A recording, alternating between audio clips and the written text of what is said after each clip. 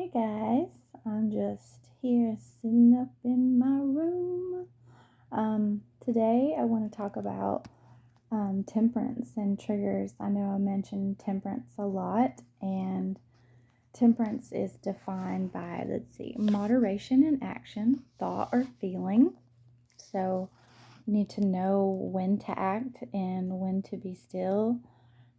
Self control is key, so you have to show a lot of restraint and sometimes just do nothing. Doing nothing is the best thing because when people try to trigger you, they're trying to control you and be manipulative and get you enraged. So, temperance is key when you're dealing with your triggers. I really love the song Fly Above by Candy Burris because she tells you to fly above your haters, and she tells you that you're not doing anything if you don't have haters, because the whole reason that people try to come after you and trigger you is because they're jealous of you and they're trying to bring you down. So fly above your haters and don't roll around in the mud with them. Triggers are going to happen for everybody. Everybody has a trigger, something that sets you off, something that irritates you. So it's important to recognize your triggers and see them for what they are. Ask yourself, why does this trigger me? How did I react in the past to these triggers? And sit with that for a second. Try to pick it apart. Don't overthink it too much, but really get to the base of why you have that trigger and why you've reacted to that trigger in the past so that you can let it go and no longer be triggered by those things anymore. Recognize the emotions that come with it. I would advise to talk it out. If you have a trusted friend, a really invested, trusted friend that you know has your best interest at heart, talk it out with them or seek out a professional. It's great to have somebody to talk to that's not in the situation, that's not restricted by what your mind is telling you that is restricting you or triggering you. They have no attachments to what you're going through, so they can sit outside of it and give you honest, solid advice on how you should proceed. Also, writing it down as far as journaling goes, getting it out of you, freeing up that space inside of you so that it doesn't control your mind. You can write a letter to someone and get your feelings out that way without calling them or texting them, and building up that energy and fighting back the way that they're trying to fight you. And don't give it to them. Just tear it up, throw it away, burn it, but get it out. Also, move your body, shake it off. Just shake it off, and do something that makes you happy, something that gets your body moving and away from that. I did cartwheels the other day for the first time. It embarrassed my son, but I used to love doing cartwheels and round offs, and I did a cartwheel at the park, and it felt great. And I love to roller skate, so it takes me back to childhood memories. And riding bikes, once you know how to do those things, you never forget. So get out and do something like that. Just don't create chaos. Sit on your throne. Be in your Empress or Emperor energy. And I'm taking you to tarot here because it's a good guide for that. An Emperor or Empress energy embodies all four kings and queens energy in the tarot. So your Queen of Swords, King of Swords, you cut it off. You're no nonsense. Just cut that person off. Stop giving them your energy. Focus on something else. Cups, the Queen of Cups, King of Cups. It's about emotion. So instead of having emotion for that trigger or that person trying to trigger you, fill your own cup up or fill someone else's cup up. Someone who deserves it. Someone who has either also filled your cup up or someone that you're trying to build up and empower them as far as charity or just encouraging someone, asking God to bring you someone to help so that you know that it's someone deserving. The Queen of Wands, King of Wands can be a magician. So you want to use alchemy. And when they're sending you negative energy, either through triggers or gossip or spell work, turn that into good things. I did a egg cleansing for the first time the other day, and I'd never gotten anything from this like it before, but today I looked up what it meant when I did my egg cleansing, and it meant that someone was sending me the evil eye, which I already knew this, but avoid sending people the evil eye, because even if they're doing it to you, it creates bad karma for yourself. So avoid that. And if you do send the negative energy or spell work back, always do it with the highest love and light. Don't reciprocate that energy. If you send it back, make sure you do it with love and light instead of wishing negative things back onto them, because that also creates bad karma for you. I've stopped sending it back because I want to keep it. You can also keep that negative energy and turn it into something positive. The Queen of Pentacles or King of Pentacles, they're all about money and stability. So focus on your bag, focus on your goals instead of focusing on this negative energy. Turn it into something else for yourself. So keep your eye on the prize. Also, don't self-sabotage as far as rolling around in the mud with them. Don't bring yourself down to that level. Be above it, and don't be a part of the messes that they create for themselves or that they're trying to create from you. Separate yourself from it. Control your temper, definitely. Don't react in anger, ever. Always take time away from it. Don't be impulsive. Just sit back and analyze it and think, what is my best action from this point? Often empaths will absorb other people's energy, so make sure you push it away and cleanse your energy.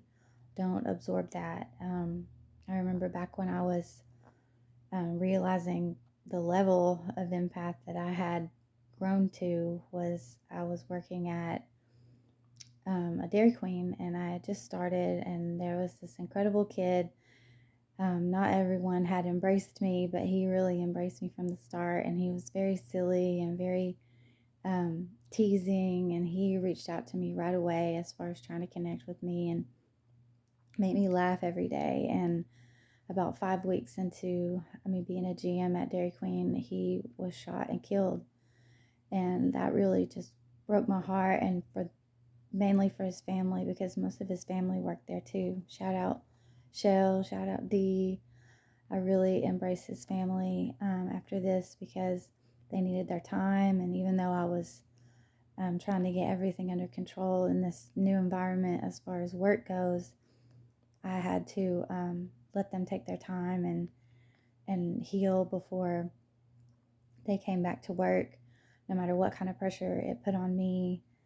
And they had a candlelight service for him, and I sat outside that night, and without even realizing it, as soon as it became dark, I wasn't even thinking about, their candlelight service at the time, but as soon as it became dark, I just started crying and crying uncontrollably.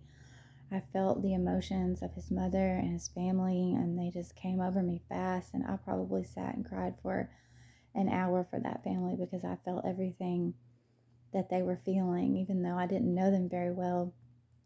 So these things can happen to you no matter what you're going through. So try to recognize that it's not yours. It's not yours to own. It's not yours to embody. You can feel it, but make sure you know that it's not yours and let it go. Feel it and let it go. Jealousy and rage and confusion is something that they like to keep you surrounded with, because that's what they're feeling. So don't be drug in by that. Jealousy is the ugliest trait. If you are jealous of someone, that's just going to hold you back.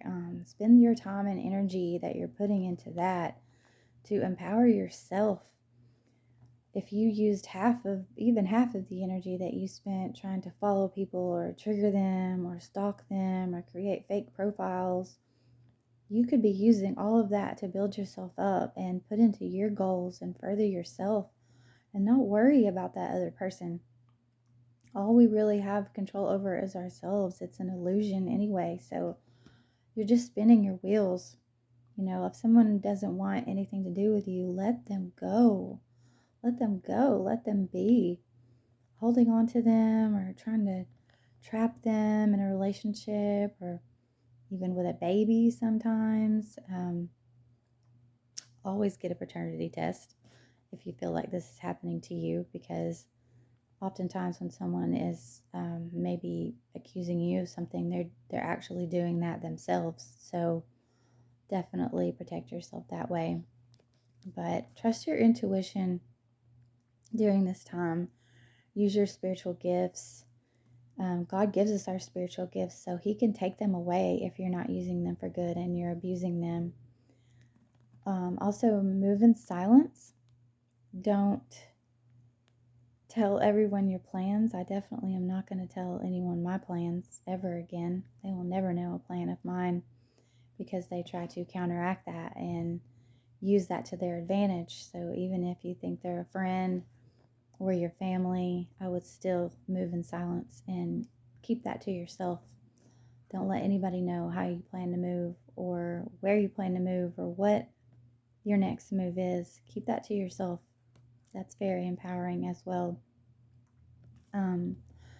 Be at peace. Be at peace with the Lord. Pray and meditate. Try to control your breathing. Definitely use this to your advantage.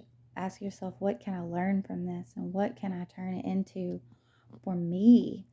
Speak positively to yourself. Tell yourself, you've got this. God's got this. Give it up to God. If you don't see any options at the time, still don't react. Give it up to God and let Him take care of that for you. Be unfuckwittable.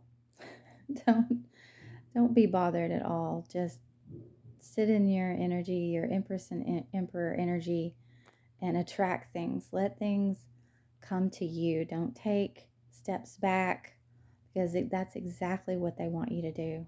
They want to set you back.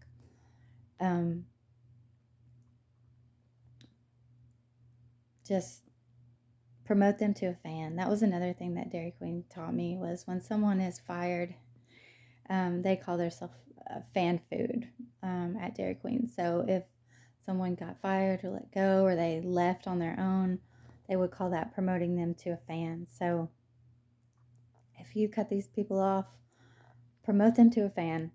That's all they are from there on out. They're part of your fan club and they do nothing but elevate you. So promote them to a fan and call it a day. Also, I wanted to mention something about the gang stalking, and you will often see the people that follow you, they have banged up cars. They'll have a headlight out or their bumpers dented or the front of their car's dented, and they will try to run into you and wreck you a lot. I delivered a cake. It was a late night meetup, and this person pulled in the parking lot and circled around and made sure that they timed getting out in front of me. And we pulled up to a red light. They were sitting in front of me, and I was looking down at my phone, and out of nowhere, they just backed their van up into me. And if you saw my video yesterday, you've seen my busted ass car, and you know that my front end is gone. So I just got out and I told them, there's nothing to get from me. There's nothing here to collect. I know I was sitting still, and make sure to video those things so that you have proof that you did not cause that accident. I know you can't be ready at all times, but as soon as you are ready, make sure you get it on film. Also, I did have a wreck about a year ago where I wasn't paying attention and I hit someone, and I am honestly trying to get the funds to pay them back. I know that I owed them for the damage on their car, but they even went as far as to take me to court and try to get me put in jail because I hadn't paid them back within the time frame. And the judge, shout out Judge Alex McVeigh, because he definitely had my back in that one.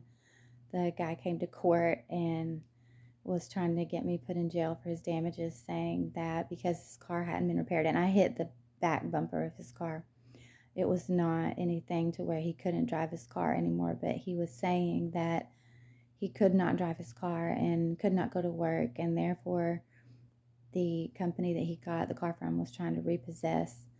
And instead of trying to collect from me, he wanted to have me put in jail for that. And the judge said, "Where's your proof? Show me where the car's been repossessed. Show me where you lost your job." And he could not provide any of that. And the guy went crazy in court to where the judge almost threw the whole judgment out because of how he could not control his emotions. So let them trigger their self. When they can't get what they want from you, they will become triggered and angry and big mad on their own because their plan didn't work. So let them fall into their own pit. Don't get drug into it with them. And remember, I love you, God loves you, and you're never alone. I'll talk to you guys later. Bye.